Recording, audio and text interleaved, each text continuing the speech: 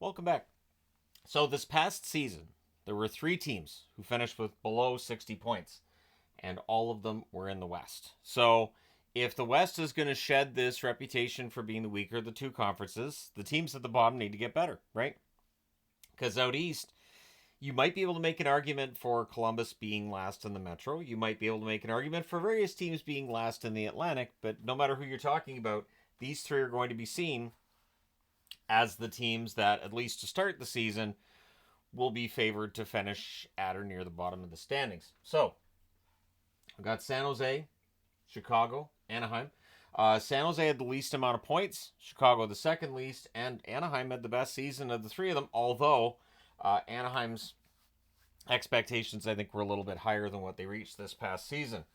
So we'll start off with San Jose. The San Jose Sharks, 1954-9 this past season, so 47 points, not great. My expectations been they get to the 25 wins plus range. Maybe they get to around where Anaheim was this past season. So do they end up with less than 60 points? We shall see. So they're likely top six. And again, the season's starting in less than a week, so we'll see where the lines end up. But Eklund, Celebrini, Toffoli, Granlund, Will Smith, and Zetterlund likely to be the top six, and you can mix up the lines, do whatever you'd like with them. Toffoli's new, so is he going to have an adjustment period to being in San Jose? We shall see. Celebrini and Smith, both rookies. So that's going to be interesting to watch, because if San Jose puts two rookies into really prime positions on this team, we could look back on this later and say that was genius. Those guys just killed it right out of the gate. We could also look back and say that really bad start San Jose had probably not helped by rookies playing in key roles, even though later on it may benefit them to have gone through it.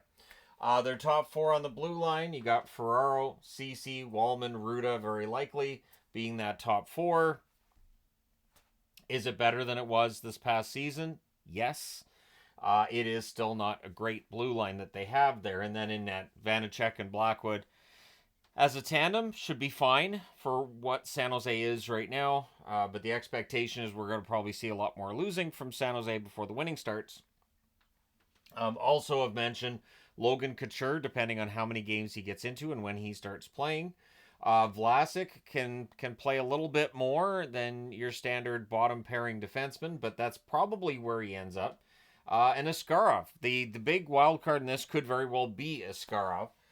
In the event that he's just, killing it with the Barracuda, maybe they bring him up and play him, right?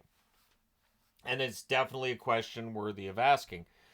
Do you put your bet? Let's just say Askarov outplays Vanacek and Blackwood. Are you necessarily concerned with putting him in the net this season if you're Mike Grier? Not necessarily, because this season's going to be a long season, and maybe you're okay with being at the bottom of the league and getting another number one draft pick next year, and maybe drafting Hagens. Now, in terms of cup odds, San Jose has the longest cup odds on the board at plus 40,000, and absolutely accurate that this team should have the longest cup odds, but I don't expect them to be as bad as this past season. Mike Grier, the general manager, of course, they got a brand new coach in Ryan Warsofsky, so that could be an interesting adjustment period for the team, right? New coach and all that.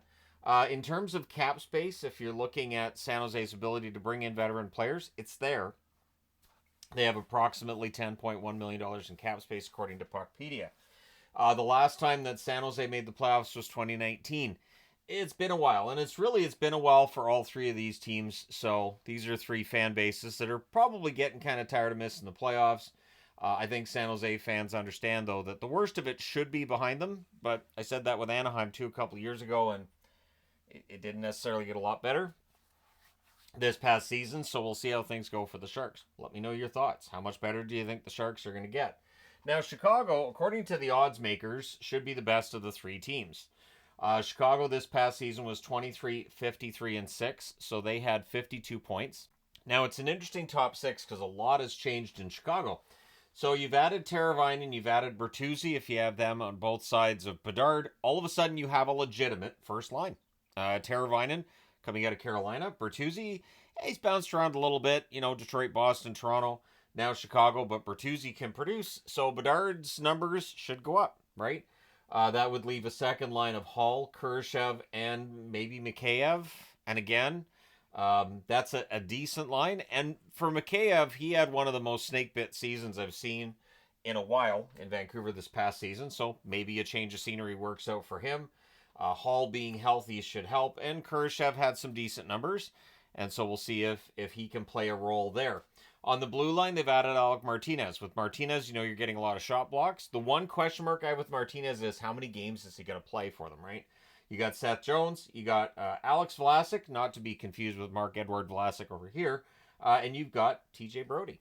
So for the Chicago Blackhawks, I think the blue line is okay. And again, when you're looking at a team that had 52 points last year, an okay blue line, it's probably going to see them upgrade by, I would say, at least 10 points. I would say for Chicago, at least 10 points. Their goaltending tandem, Mrazek, the currently injured Brossoit, but when Brossoit's back and good to play, that's not bad. That's not a bad goaltending tandem either. And so I also wanted to mention Nick Foligno, the new captain. Lucas Reichel might be one to keep an eye on for top six as well. And Athanasiou, another one who's been snake bit, has all the speed in the world. And if the puck starts going in for him, who knows, right? So in terms of cup odds, they have the best odds of the three on the board, but it's still plus 20,000, and just keep your money. Don't do it. But yeah, so Chicago's seen as the best of the three. The general manager, Kyle Davidson, the coach, Luke Richardson. I love Luke Richardson as a coach. I certainly hope that he is given every opportunity to see this team through this rebuild process, because I think he's a solid coach. Cap space, they have the least amount of cap space of any of the three teams. At nearly $6 million, the last time they made the playoffs was 2020. I feel like there should be an asterisk there. It should be 2017. However, with the expanded playoffs in 2020, they did not knock out the Oilers in the qualifying round. So, yeah, they officially qualify as having made the playoffs in 2020. But if you're looking for the last time they were a good playoff team, you're going back a ways. Now, they made the playoffs in 2017 but got swept, so I guess you're going back to 2016.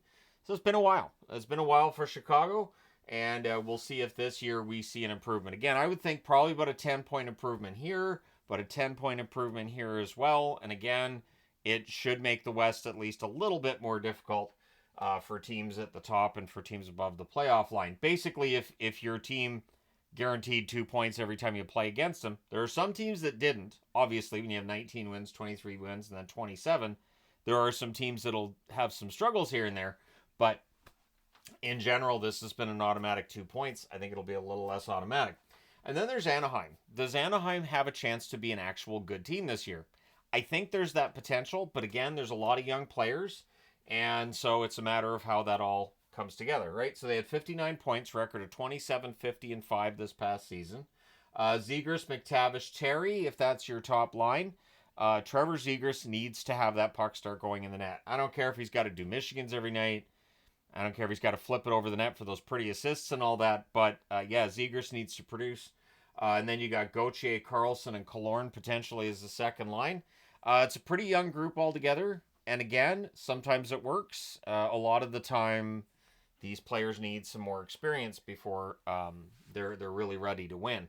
On the blue line, you have Fowler, likely Zellweger, Lacombe, Gudas. It is worthy of note, too, though, that in that top four, I think Michikov's going to get in that top four. In net, you have Dostal and you have Gibson. So there's still the debate about whether or not Gibson, how long is he going to be a Duck and all this, but I think he's staying throughout this season. Also worthy of mention, Ryan Strome, who can play top 6 minutes, but in this case, he may not need to. He may be on that third line.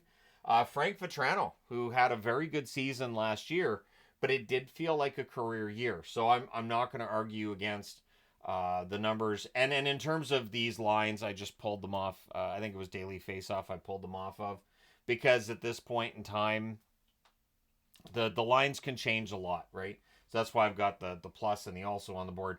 But yeah, I wanted to mention Vatrano because he did have a very good goal-scoring season this past year. I'd love to see him repeat it, but if he doesn't, they may not need him to, because now you've got Cutter Gauthier. Leo Carlson should be in the lineup every game. Trevor Zegras should be ready for a bounce back. All of these guys producing, it's going to eat into the opportunities that Vatrano had this past season and make them a little bit more difficult this season. So for Anaheim, I think in terms of, if you look at the starting goaltenders, If Dostal does end up being the starter, I think he and Mrazek I'd put on equal footing. And then with San Jose, it gets a little trickier. Blackwood could very well end up being the starter. He could be all right. I don't know that I'd put him at the same level as Mrazek, who's had an underrated past couple of years in Chicago, or Dostal, who again had a pretty good season this past year in Anaheim and looks ready to be the starter. If you're looking at the blue line, I mean, Chicago has the veterans there, and they have some depth.